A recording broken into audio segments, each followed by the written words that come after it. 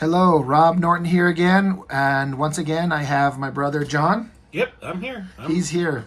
Guess who's back? He is back, and this time we're looking at something he very specifically brought that he wanted to look at.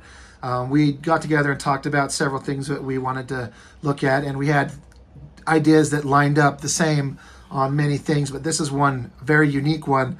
This is a pretty old book from early 90s maybe. Yeah. That you've had for a long time. I remember reading this. I kind of forgot about it until you brought it over, but this is something you wanted to look at. Yeah. This was one of the first comics I ever had. And this stuck with me for a long time. I'm just looking at this cover. I own a motorcycle. I'm not a huge motorcycle enthusiast. I can't tell you everything, but I have a very much appreciation of them. And one of my main characters in my own book is a motorcycle driving guy, and I'm almost positive it all originated from this image right here in this book specifically. We were trying to figure out who this cover artist is because it's not the interior artist and it doesn't credit them inside. But I just love the action in this cover. Yeah. Him speeding, this exploding, and then Ghostrider in the back. It's kind of like he's bursting out of that Yeah. explosion, like maybe he caused it and he's just reveling in the destruction. Yeah, and this was a time, I don't know if Ghostrider and Punisher had ever met at the time, but this was the time when there was Superman, Spider-Man, but then the anti-heroes, as you've talked about, I think. Wolverine was coming up, and Punisher, and then Ghostrider. So this was just kind of a matchup or a team up, as it is, that was just waiting to happen. Yeah. And especially Ghostrider and his skull, Punisher and his skull insignia. That didn't even occur to me, but that's super obvious. That's great. Yeah, once I kind of cracked this open when you first brought it over, just for the purposes of kind of refamiliarizing myself with it, I hadn't seen this in years and years and years, but as soon as I saw it, I'm like, oh yeah, right. Now I remember. Artist is Tex. That's Mark Texeria. Man, that guy, he was the Ghostrider artist. He was the one who kind of did the defining 90s version of Ghostrider, in my opinion. Yeah. I don't remember too much about the story. I'm sure you might remember more of it, but... I didn't pick it up from where it is here, but there's this weird, gang or something that has this roaming fortress tank thing that Punisher is investigating. Somehow Ghostrider gets involved, and some people think that Punisher is Ghostrider. Oh, really? Especially, we'll go through it, but he starts dressing like Ghostrider. I don't remember why he did that. We'll see. That's wild. Randomly, have you seen that they've retired the Punisher skull? Right, but I'm pretty sure that's only temporarily because of because in the books he's taking over the hand, and he's becoming a demon possessed something. I think. Oh, okay. So the insignia is representative of that. I'll bet you $1 million that's coming back. I'm sure the original design, but I didn't care for the redesign. I didn't know the reasons why, but that makes sense. Yeah. Anyway, as an artist, Tex, I don't know how exactly to explain it, but if he's on a horror book, a Ghostrider, a monster, a zombie, a vampire book, I think that's the best place to put him because his artwork has this weird, dark, creepy horror movie vibe. It seems almost scratchy. It's a very scratchy, it's not a very precise, super precision, fine line inking style. It's a very scratchy, and yeah, he does pencils and inks, which makes sense. That's the only way an artist would be able to draw like this. He, it's almost like he probably pencils very roughly and then just goes straight to inks and just kind of finds the final drawing in the inking, which is kind of how I do it a little bit anymore, but his style is very unique. He stands out from all those other guys. He's not a Jim Lee, a Rob Liefeld, a Todd McFarlane. He's got a very much identifiable look. Yeah, but all this stuff is very solid. His anatomy looks pretty good. His storytelling has always been good. His facial expressions can be done well. But in this weird, creepy style that he's got. And he knows anatomy, but he also stretches it and exaggerates it in places. But he can do it in a way that works. Where like someone like Liefeld, it does not work when he does it. These good facial expressions. This is some wild coloring too. Like it's like a technological machine with all these electronic lights projecting this weird lighting on them. It looks neat. Yeah, not much else to say about it. Oh man, turtle cereal. Good Lord. Remember that was a thing? They were. This is a thing though. As far as motorcycles go, that is just, I've never seen a motorcycle like that. That is one weak looking machine. And it just doesn't look like proportionately, like it's like a little mini bike almost right there. Yeah. I don't quite understand it. Something's kind of weird. Even the silhouette of this dude looks weird back there.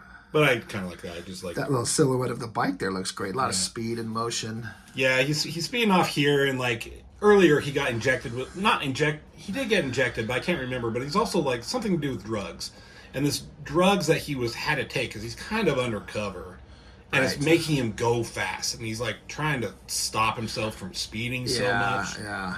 But then suddenly here you'll see it more, but you see the spikes he's got going. Oh. You know? Yeah. And that's what Ghostrider has. I do like the helmet that he has that helmet with the skull. It's pretty bad, eh? So people start thinking like, oh, that must be Ghostrider yeah. right there. I mean, why wouldn't you think? It's not a bad like wheelie peel out to get out of there. Yeah, we'll see it better, but he's got the spikes, he's got the chain. What the fuck is he turning into Ghostrider, or did he put all this stuff on?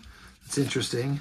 I don't know about you, but if you see in this panel down here, all this writing, this graffiti on the wall, you always find yourself trying to read it, see if there's anything that is funny or interesting, or I don't know. A lot of times it's not, but sometimes they put in a little message to their homies. You know, the artist is like, you know, so and so sucks or something like that, and it's just a fun little thing artists will do.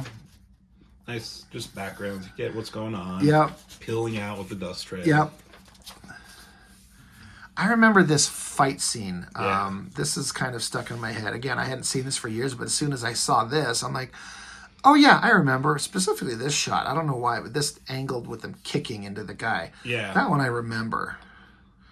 He just beats the crap out of these thugs. Got the chain, got the spikes. Yeah. Don't know where or why. They're just there. Makes sense. It works. He blocks it right there. Yep. He's an equal opportunity butt kicker. Yeah. Ow. Yeah. And I was always confused what happened here.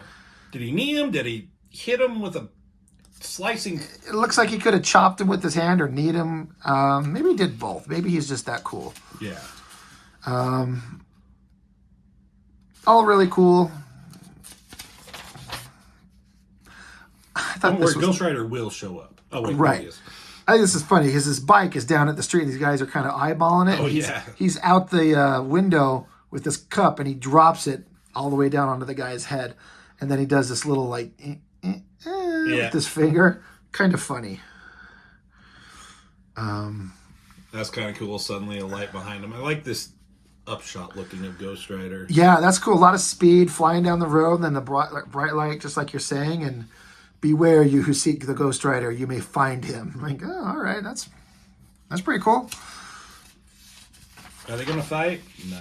Are they going to make out? How do you make out with Ghostrider anyway? You can, I swear, people. Yeah, I'm sure it's done.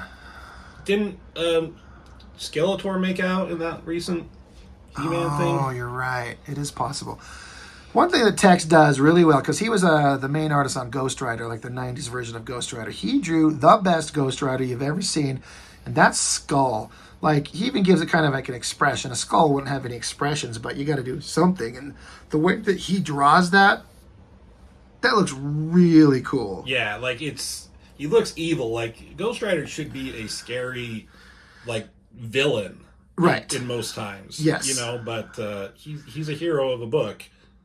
And that's cool. I mean, he doesn't put a lot of detail into these teeth right here. It's just enough to communicate what you need to know, and the emotion and the vibe is there. Yeah, they need to do Ghostrider and get him right. He's just like you said. He should be scary. A Ghostrider movie should be an R-rated scary horror movie. Yeah.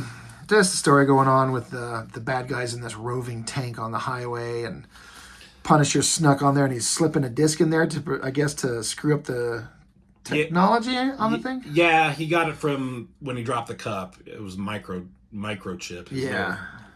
Techno sidekick. Right. But they gave him that.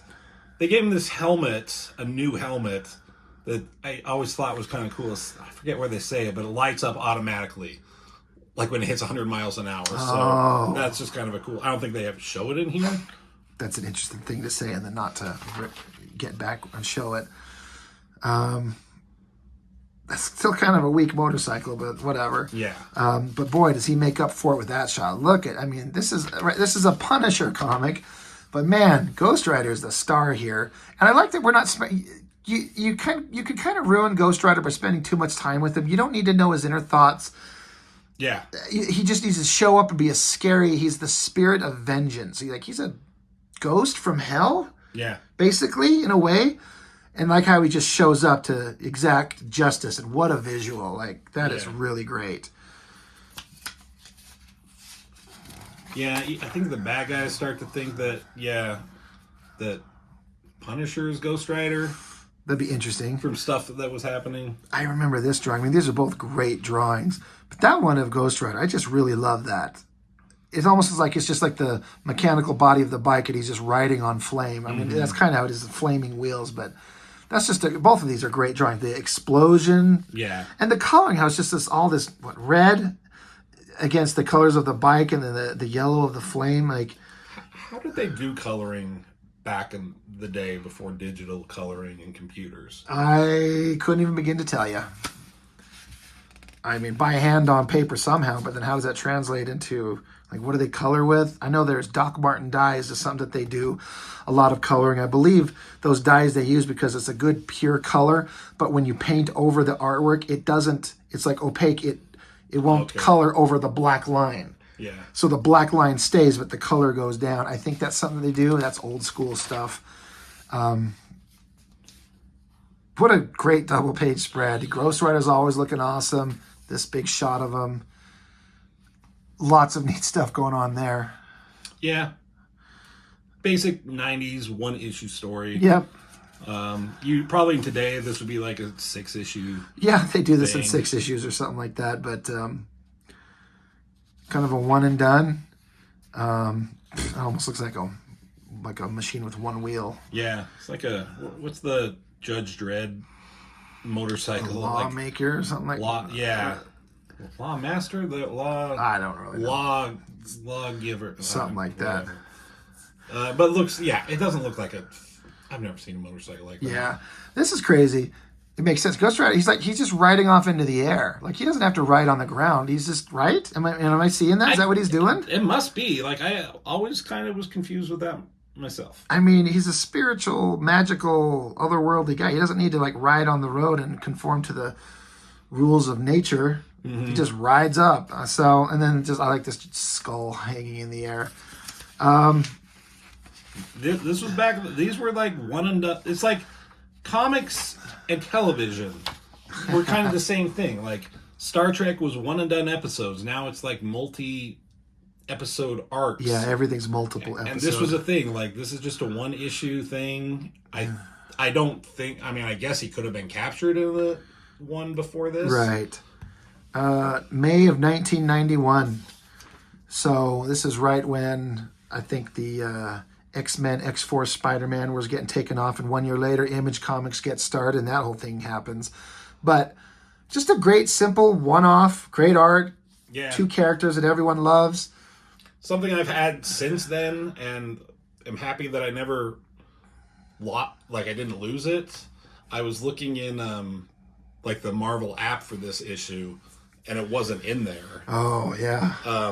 And so when I was looking through comics recently, I'm like, oh my God, there's that. Yeah. Great book. Good one to bring over and look at. Really random one. Not something that's on a lot of people's radar. It's just random issue of a book, and sometimes this stuff gets forgotten. Yeah. But there it is. So fun one to look at. Thanks for bringing it over, Johnny. Yeah. And that's all we got for this one, though. So if you're watching, thanks for tuning in. I appreciate it a lot. Yep. So say we all. Yep. Thanks. See you next time.